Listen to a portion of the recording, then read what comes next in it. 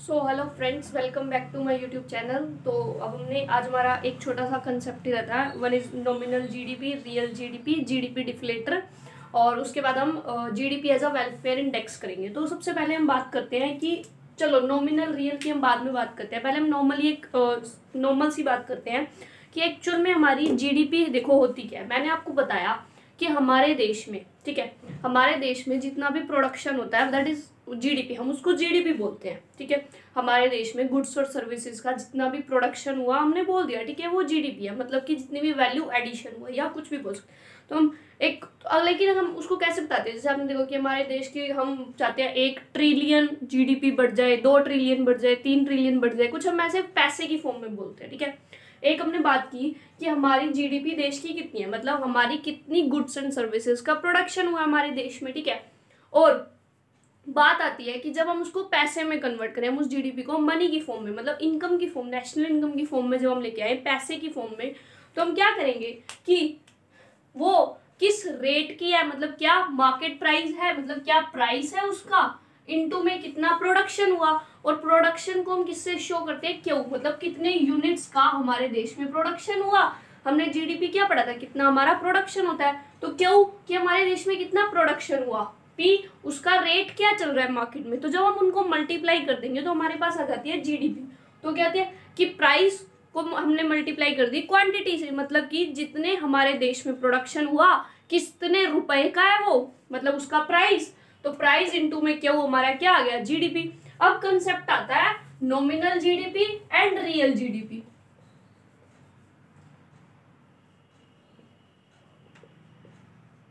क्या कंसेप्ट है nominal GDP and real GDP का। देखो जीडीपी, जीडीपी हमको पता चल गया कि प्राइस और क्वांटिटी। अब यहाँ पे बात होती है रियल जीडीपी, मतलब असली जीडीपी, ठीक है। अगर हम नॉर्मल हिंदी की, नॉमिनल जीडीपी मतलब नाम नाम की जीडीपी, ठीक है। देखो सपोज करो कि आज हमारा जो देश है, ठीक है, आज हमारा देश है, पिछले साल हमारे देश में मान लो किसी चीज के प्राइस, मान लो वीट था, वीट का प्राइस हमारे देश में पिछले साल मान लो 20 रुपए था, ठीक है। और हमने पिछले साल 200 टन वीट उगाया था, 200 टन हमने वीट उगाया, 20 रुपए का था, ठीक है। तो हमारी जीडीपी कितनी आई पिछले साल की, मतलब मान लो दैट इज 2020 की, ठीक है। हमने क्या किया, प्राइस उसका 20 रुपए था, ठीक है, 20 रुपए, और हमने 200 टन वो क्या किया, हमारे देश में प्रोडक्शन हुआ। तो यहां से हमारी 2020 की जीडीपी निकाले तो कितनी आई, 4000, 2 2 4 3 है। अब देखो मानो 2021 में, 2021 में प्राइस है 25 रुपए, क्या है कि हमारे देश में प्राइस हो गया वीट का 25 रुपए, 25 रुपए वीट का प्राइस है। और हमने अब जो प्रोडक्शन किया, हमने ये 1 टन का प्राइस मान लो 20 रुपए और 1 टन का प्राइस 25 रुपए, और हमारे देश में प्रोडक्शन हुआ 200 टन का ही। 2020 में 200 टन का प्रोडक्शन हुआ और प्राइस था 20 रुपए, 2021 में 25 रुपए प्राइस था मार्केट में और 200 टन प्रोडक्शन हुआ, तो हमारी 5000 जीडीपी आ गई, ठीक है। अब ये हमारी जीडीपी आई मनी की फॉर्म में 4000, दैट इज 5000 की 2020 में हमारी 4000 आई, 4000 रुपए, ठीक है। और 2020 में, 2021 में 5000 रुपए। लेकिन अगर हम एक्चुअल प्रोडक्शन की बात देखें कि हमारे देश का एक्चुअल में प्रोडक्शन, पिछले साल भी 200 टन ही हमने वीट उगाया था, प्रोडक्शन किया था, इस साल भी हमने 200 टन ही वीट का प्रोडक्शन किया है। क्या रियलिटी में हमारी जीडीपी बढ़ी है, नहीं बढ़ी। तो हमारी जीडीपी क्या रियलिटी में बढ़ी, नहीं बढ़ी। हमारा तो क्या बढ़ा, सिर्फ प्राइस, क्या हुआ, इन्फ्लेशन हुआ, महंगाई हुई है हमारे देश में। ये हमारे लिए बताओ, इन्फ्लेशन अच्छी चीज तो नहीं है। अच्छी चीज तो कब होती, जब हमारी जीडीपी बढ़ती, मतलब रियल में प्रोडक्शन बढ़ता, ठीक है। तो अब हम बात करते हैं नॉमिनल जीडीपी और रियल जीडीपी आते हैं। नॉमिनल जीडीपी मतलब नाम नाम की जीडीपी, जैसे कि ये है, क्या कि सिर्फ प्राइस बढ़े हैं, रियलिटी में प्रोडक्शन नहीं बढ़ा। क्या हुआ, सिर्फ प्राइस बढ़े हैं, प्रोडक्शन नहीं बढ़ा। और हमको दिख रही है कि जीडीपी 4000 से 5000 हो गई। क्या रियलिटी में जीडीपी 4 से 5 हुई, नहीं हुई। रियलिटी में तो हमारा प्रोडक्शन क्या है, 200 का 200 यूनिट्स ही है, सिर्फ इन्फ्लेशन होने की वजह से हो गई। तो हमारी जो नॉमिनल जीडीपी होती है वो हम लेते हैं करंट ईयर का प्राइस इनटू में कितना प्रोडक्शन हुआ, क्या है ये, नॉमिनल जीडीपी, कि हमारे देश में आज कितना प्राइस है, that is current year price. ठीक है, और ये क्या है हमारा क्वांटिटी, मान लो कितना प्रोडक्शन हुआ। ठीक है, अब बात आती है रियल जीडीपी की। हमको रियलिटी में जीडीपी कब पता चलेगी, कि जब हम एक प्राइस फिक्स कर दें। सपोज हमने 2020 में जीडीपी निकाली, 2021 की जीडीपी निकाली, हम माने कि हम 2018 का प्राइस लेके चलेंगे, दोनों बार हम क्या लेंगे, 2018 का प्राइस। मान लो 2018 में था 15 रुपए प्राइस। ठीक है, 2018 में 15 रुपए प्राइस था। हम जीडीपी निकालेंगे लेकिन प्रोडक्शन इस साल का लेंगे और हम क्या करेंगे, उसको मल्टीप्लाई करेंगे एक प्राइस जिसको हम बेस मान के चलेंगे। ठीक है, तो हम क्या करते हैं, तो हमने मान लो 2020 में प्राइस हम 2020 का नहीं लेंगे, नॉमिनल में लेंगे, नॉमिनल में करंट ईयर का प्राइस। और प्रोडक्शन रियल जीडीपी में हम क्या करते हैं, बेस ईयर प्राइस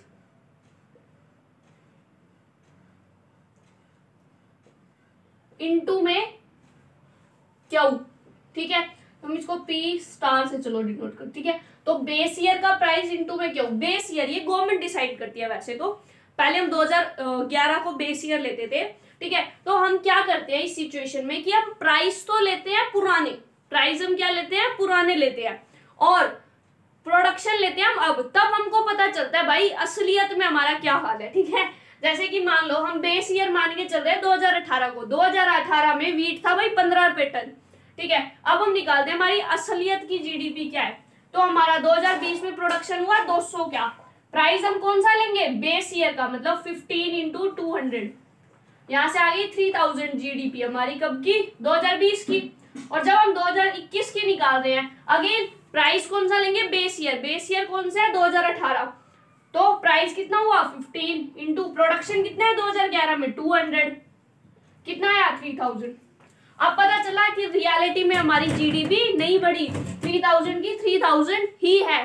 ठीक है, तो रियल जीडीपी में हमारा फॉर्मूला होता है, ये समझाने के लिए कंसेप्ट था, क्योंकि हमारे पास जैसे क्वेश्चन आता है कई बार एग्जाम में कि कौन सा अच्छा फैक्टर है हमारे लिए कैलकुलेट करने का जीडीपी, मतलब किससे हमको असली पता चलती है, रियल किससे पता चलती है, ऑब्वियस सी बात है रियल जीडीपी से, क्योंकि हम बेस ईयर का प्राइस लेते हैं। क्योंकि नॉमिनल में क्या होता है, हमारा प्रोडक्शन बढ़ा है, मान लो नहीं भी बढ़ा, सिर्फ प्राइस बढ़ गए, तब भी हमको क्या दिखेगा कि हमारी जीडीपी बढ़ गई, जैसे कि अभी मैंने एग्जांपल में समझाया था।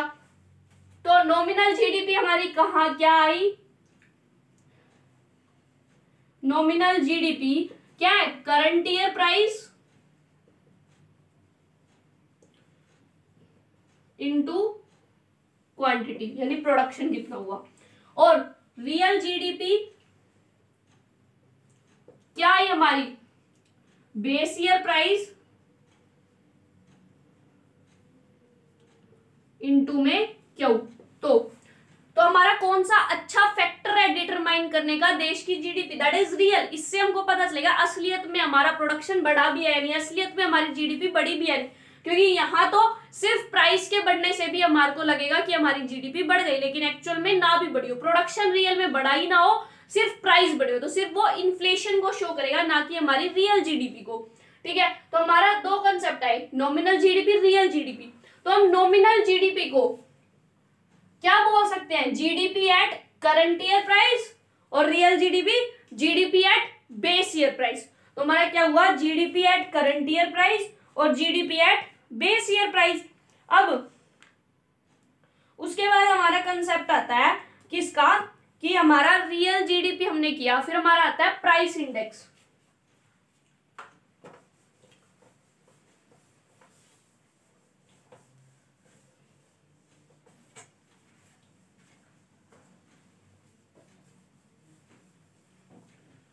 ये हमारा था क्या, नॉमिनल जीडीपी, रियल जीडीपी। फिर हमारा कंसेप्ट आता है प्राइस इंडेक्स का, कि वो शो करता है प्राइस इंडेक्स, कि हमारा बेस ईयर में इतना प्राइस था, अब हमारा इतना प्राइस है, तो हमारा कितना चेंज आया, तो वहां से हम निकालते हैं। मान लो हमको रियल जीडीपी निकालनी है, ठीक है, ये फॉर्मूला तो याद रखना पड़ेगा। ठीक है, मान लो हमको क्या निकालना है, रियल जीडीपी, कि हमारी देश की एक्चुअल में जीडीपी क्या है, तो हम क्या निकालें, कैसे निकालेंगे, nominal GDP bye price index. Price index मतलब कि जैसे कि हमारे मान लो 2015 में 15 रुपए प्राइस था, अब हमारे 20 रुपए प्राइस हो गया, तो 5 रुपए का चेंज है, वो होता है प्राइस इंडेक्स, कि हमारा बेस ईयर से आज के प्राइस में कितना चेंज आया। ठीक है, अगर हमको रियल जीडीपी निकालनी है तो हमारा फॉर्मूला होगा nominal GDP divided by price index into में 100। क्या होगा, real GDP is equal to nominal GDP divided by price index into 100। ये हमको शो करता है कि प्राइस में चेंज आने से हमारी जीडीपी में कितना चेंज आया। जब हमको ये पता चल गया कि प्राइस में चेंज आने से हमारी जीडीपी में कितना चेंज आया, एक्चुअल में वो क्या होगा, हमारा रियल जीडीपी ही तो होगा, कि प्राइस में चेंज आने से हमारी जीडीपी में कितना चेंज आया, वो क्या होगा, हमारा रियल जीडीपी। तो ये हमारा फॉर्मूला होता है रियल जीडीपी का। और ये जो प्राइस इंडेक्स होता है हम इसको बोलते हैं, हम इसको जीडीपी डिफ्लेटर भी बोलते हैं। ठीक है, तो हम क्या लिख सकते हैं, nominal GDP divided bye GDP deflator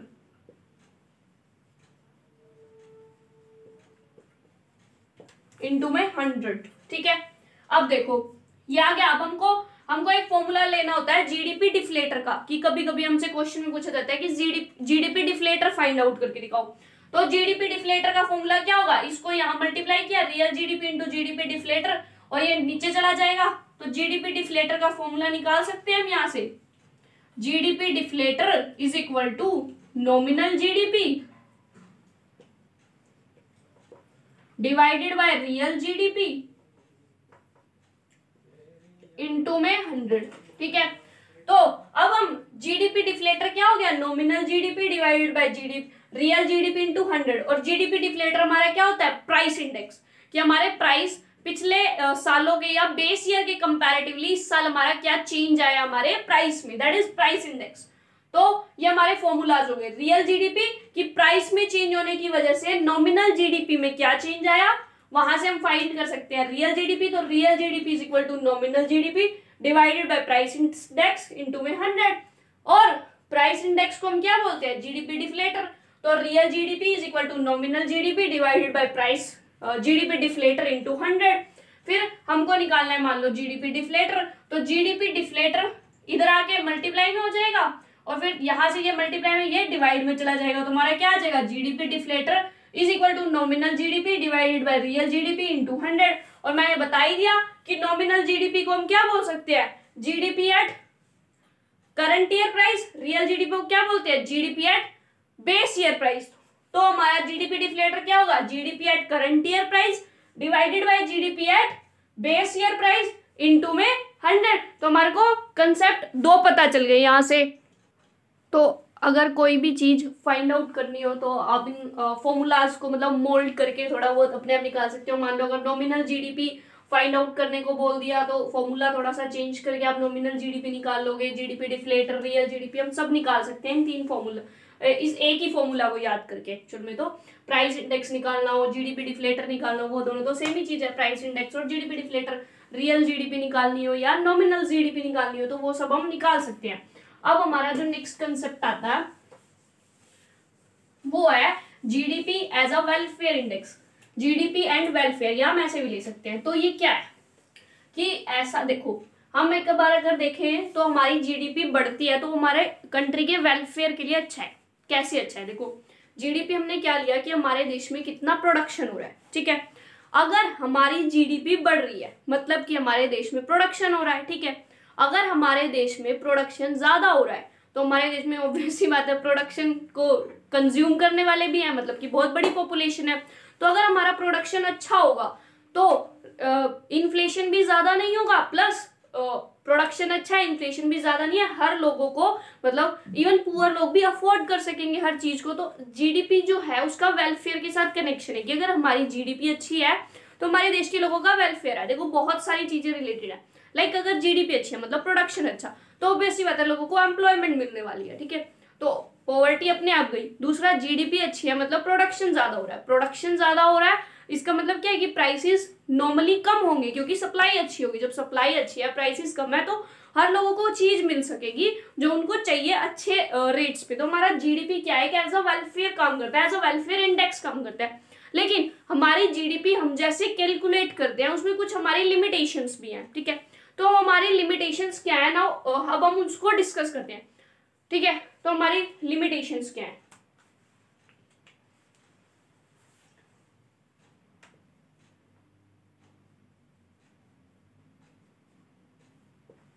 first, हम जीडीपी जैसे कैलकुलेट करते हैं तो हमारी जो है उसमें मतलब कि हमारी जैसे कि मैंने आपको बोला कि हमारी देश की जीडीपी अच्छी होगी। देश की जीडीपी अगर हमारी अच्छी है, देश की जीडीपी की अच्छे होने की वजह से लोगों सप्लाई ज्यादा है, प्राइस कम है, लोगों को अच्छे से हर चीज मिलेगी, डिस्ट्रीब्यूशन अच्छा होगा। लेकिन हमारे देश में क्या है कि जीडीपी अच्छी है, प्रोडक्शन अच्छा है, हर चीज अगर मान लो अच्छी है, लेकिन हो सकता है वो सिर्फ कैपिटलिस्ट के हाथों में हो कि हर चीज का प्रोडक्शन अच्छा हो रहा है और वो सिर्फ कैपिटलिस्ट के हाथ में, कि कुछ 2-4 सेक्शंस ही है सोसाइटी के जिसके पास उस जीडीपी का बेनिफिट जा रहा है, जो उस जीडीपी का क्या कर रहे हैं, फायदा उठा रहे हैं, ठीक है।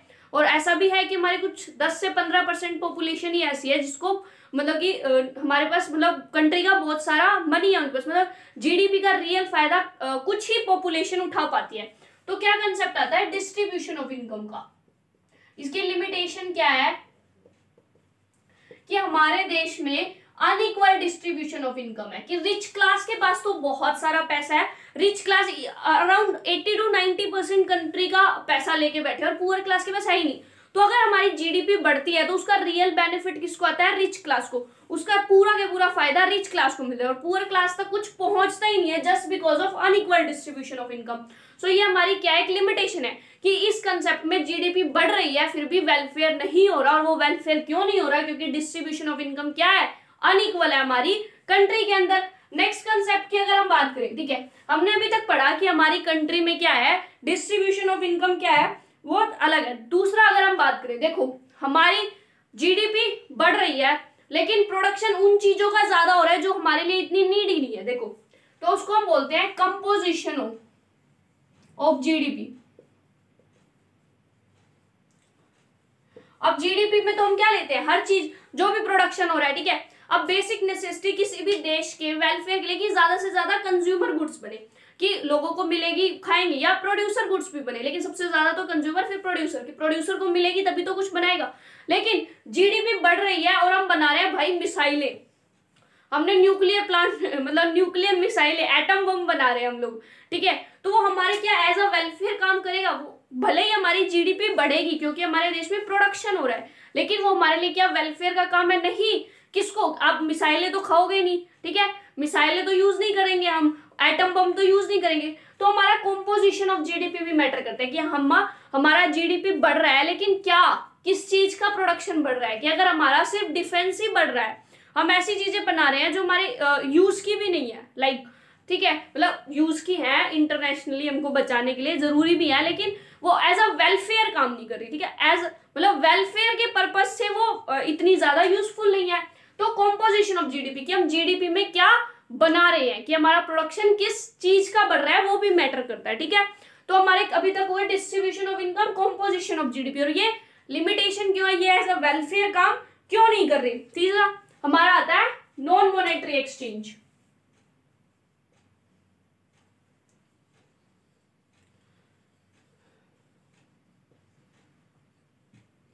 देखो हम नेशनल इनकम के अंदर क्या करते हैं, हम नेशनल इनकम के अंदर सिर्फ वही चीजें काउंट करते हैं जिसकी हम मनी की फॉर्म में पेमेंट होती है।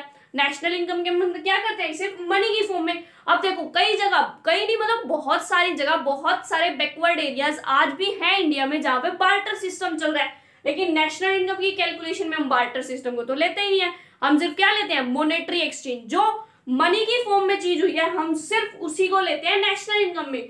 बार्टर सिस्टम को हम कभी भी नेशनल इनकम में नहीं लेते। तो क्या उससे हमारी रियल जीडीपी का पता चलता है, नहीं पता चलता, ठीक है, क्योंकि हमारा इतना सारा बार्टर एक्सचेंज भी हो रहा है, इतना सारा हमारे देश में बिना पैसे लिए, भाई मेरे को कुछ चाहिए था, मैंने किसी को कुछ चीज दे दी, सपोज मैंने किसी को बोर्ड दे दिया, उसने मुझे मार्कर दे दिया, ठीक है। तो मतलब हम क्या कर रहे हैं, बार्टर एक्सचेंज, बार्टर सिस्टम है कि हम गुड्स के बदले गुड्स ले रहे हैं, पैसे को बीच में आने ही नहीं दे रहे। तो हमारी नेशनल इनकम क्या होती है, अंडर एस्टिमेट होती है। जब हमको यही नहीं पता कि हमारे देश की इनकम क्या है, जब वो अंडर एस्टिमेट हो रही है, तो क्या हमको पता चल सकेगा कि वेलफेयर इंडेक्स क्या वेलफेयर हो रहा है जीडीपी से, जब हमको एक्चुअल जीडीपी का पता ही नहीं चल रहा, क्योंकि नॉन मॉनेटरी एक्सचेंज भी होते हैं। फिर फोर्थ हमारा होता है एक्सटर्नलिटीज।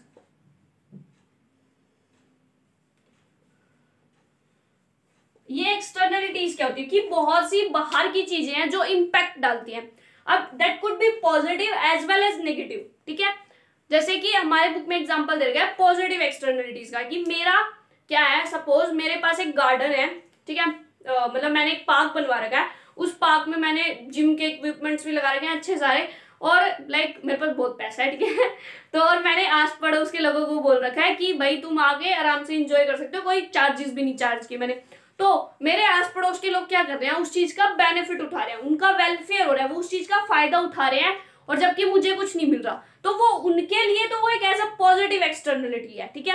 वेलफेयर हो रहा है लेकिन नेशनल इनकम की उसमें काउंटिंग ही नहीं है, मतलब नेशनल इनकम वो आ ही नहीं रही, नेशनल इनकम का कहीं कंसेप्ट ही नहीं आ रहा, फिर भी लोगों का वेलफेयर हो रहा है, that is a positive externality.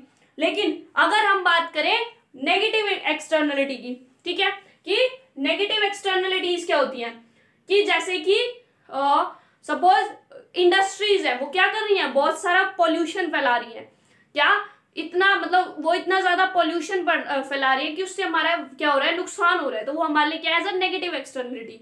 जैसे आपने एक कंसेप्ट सुना कि गंगा में लोग लाइक बहा देते हैं सब खराब चीजें, वेस्ट, तो वो क्या होता है, वो भी क्या है नेगेटिव एक्सटर्न, कि लोगों को वो एक साफ पानी नहीं मिलेगा, ठीक है, तो वो भी क्या है नेगेटिव एक्सटर्न, लोगों का वेलफेयर डाउन हो रहा है, लेकिन नेशनल इनकम की कहीं बात ही नहीं हो रही, ठीक है। और हमारी क्या हो सकती है एक्सटर्नलिटीज, मतलब कुछ भी हो सकती है, पॉजिटिव भी मैंने बता दी, नेगेटिव भी।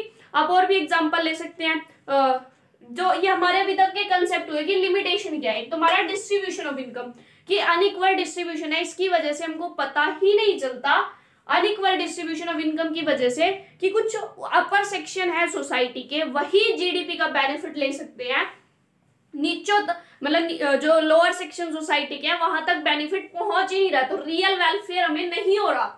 कॉम्पोजिशन ऑफ जीडीपी, कि जीडीपी तो बढ़ रही है लेकिन वो चीजें मतलब कि उन चीजों का प्रोडक्शन बढ़ रहा है जो हमारे इतनी ज्यादा वेलफेयर के लिए, जैसे एटम बम हम लोग बना रहे हैं या हम डिफेंस के आइटम्स बना रहे हैं।